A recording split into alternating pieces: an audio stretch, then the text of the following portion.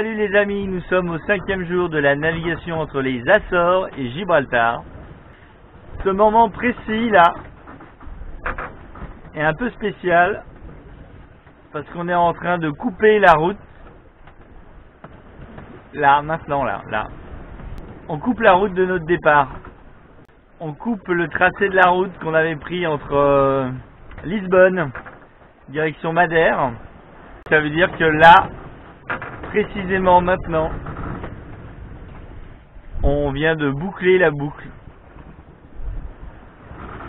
Voilà, on peut dire on a fait le tour de l'Atlantique. Ça y est, on l'a fait. Youhou! C'est dans la tête, hein. Pendant cette traversée, c'est vrai que je vous ai pas fait beaucoup de vidéos. Donc c'est la première fois que je vais passer Gibraltar. Cette nuit là, la nuit dernière, je n'ai jamais vu autant de cargo. C'est un vrai autoroute. Il y en a partout. Alors là, je peux vous dire, je suis très content d'avoir un AIS émetteur-récepteur. Parce qu'avec autant de cargo, il y a des moments, pour vous donner une idée, j'étais au milieu d'un... Je sais pas, il y avait une vingtaine de cargos de face, qui arrivaient de face, qui arrivaient de derrière, de partout. Alors on allait à 6-7 nœuds, eux ils allaient à entre 11 nœuds, 11-12 nœuds, c'est les standards. Après il y a les gros qui vont jusqu'à 18 nœuds. J'avais pas idée qu'il y avait un trafic maritime aussi dense.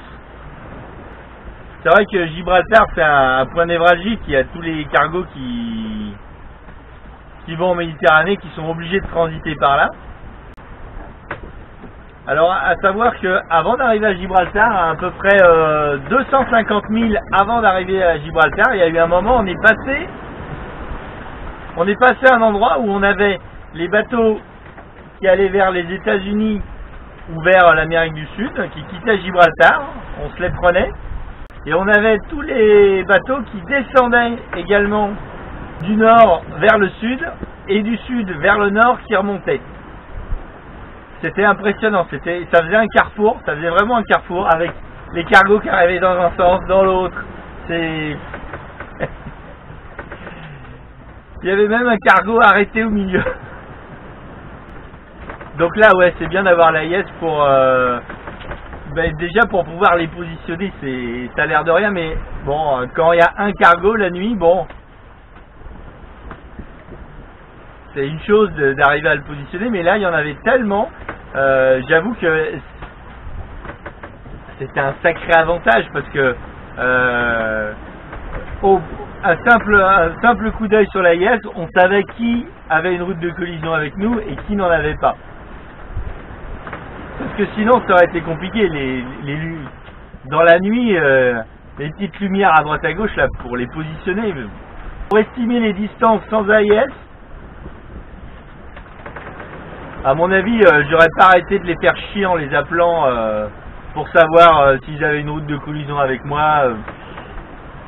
En plus, la nuit, j'aurais pas su leur nom. Vous imaginez, vous avez 20 cargos autour de vous, il faut en appeler un, vous connaissez pas son nom, vous faites comment? Sans AIS, mais vous tirez une balle, avec 20 cargos autour. Le cargo qui a route de collision avec moi, en plus, c'est pratiquement que des Philippins, alors sur les passerelles, les Philippins ils parlent, alors déjà j'ai pas un super anglais, mais alors les Philippins c'est pas qu'ils ont un mauvais anglais, mais ils bouffent les mots en fait. Donc donc il y a un mot sur deux, il y a que la moitié, donc j'y comprends rien. Alors franchement là, l'AIS, je pense que... Regardez, je viens d'en croiser un, il est passé à moins de 500 mètres. 1, 2, 3, 4, 5, 6. Bon, je peux faire un tour d'horizon à la caméra, mais j'en ai 7. Si je regarde à l'AIS, j'en ai une vingtaine autour de moi là. Ça grouille de partout. Qu'est-ce que je peux dire de Gibraltar avant d'y passer? Bon, j'ai regardé un peu sur les guides comment ils expliquaient pour passer Gibraltar. Donc déjà, Nous, on va rentrer en Méditerranée, donc c'est le bon sens. Il faut savoir que c'est le bon sens. Ce que j'avais pas imaginé, c'est que la Méditerranée, eh ben, c'est comme dans le sketch de Fernand Reynaud. Dans le calcul de la baignoire, ça s'évapore. La Méditerranée s'évapore beaucoup plus que l'eau de l'Atlantique ne rentre par Gibraltar. Et donc il y a un décalage de niveau. Et 8 heures par jour, donc résultat, au lieu que ça soit donc sur une marée 6 heures le courant dans un sens, 6 heures le courant dans l'autre, eh ben c'est 8 heures le courant dans un sens. Et en fait, les courants de surface où l'eau sort de la Méditerranée est assez court. Et c'est pas une raison pour pas regarder quand même les marées, parce que dans la période où l'eau sort, vous avez quand même jusqu'à 3 nœuds de courant. Et là, on va arriver un peu avant la tombée de la nuit.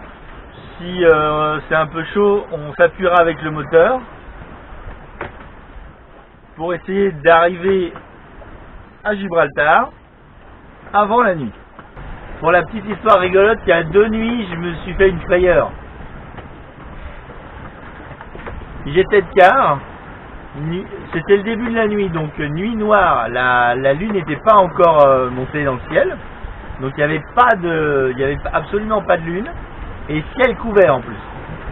Donc il faisait noir de chez noir, rien, on voyait rien. Par contre, oui, on voyait rien, même pas une étoile. Il n'y avait rien sur la IS, il n'y avait rien devant, pas de lumière. Et tout d'un coup, je tourne la tête et droit devant, je vois une grosse lumière orange. Quelque chose qui est clair d'orange, mais quelque chose de diffus. Et juste devant le bateau, et assez haut en fait. Comme ça, tac. Je tourne la tête, je regarde derrière, je regarde devant, je vois cette grosse lumière juste devant le bateau. J'avais du mal à estimer une distance, je me disais, nom de Dieu, j'ai un cargo juste devant et je suis vraiment juste derrière et je vois son feu en haut d'un espèce d'orange, un rouge orangé. Enfin, j'étais là, je regardais ça, je me disais, mais qu'est-ce que c'est que ça? Je vais rentrer dans un cargo, je voyais ça juste devant et assez haut sur l'eau quand même. Et j'étais là, j'essayais de percer l'obscurité avec mes yeux, je regardais comme ça le plus...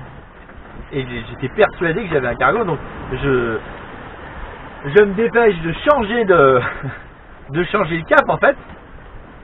J'abats un grand coup pour m'écarter de ce bateau qui n'est pas sur la IS, qui n'est nulle part, et je vois pourtant son feu qui est juste là devant moi, un gros feu et tout. Et donc je change le cap et je continue à fixer cette lumière en me disant mais qu'est-ce que c'est, et essayer d'estimer la distance à laquelle ce cargo peut être, parce que c'est quand même quelque chose d'énorme. Et c'est là que je m'aperçois que en fait c'était la lune. C'est la première fois que ça me le fait. En fait il y avait des nuages et en ce moment là on a des lunes super rousses. Elles sont d'un roux mais ocre. Et il y avait vu que le ciel était très nuageux et des nuages noirs, on voyait vraiment pas à travers. Et en fait la lune elle était cachée par un nuage, mais elle arrivait quand même à percer un petit peu par le nuage. Donc ça faisait pas un rond, ça faisait vraiment un truc bizarre. Et dans le noir, eh ben,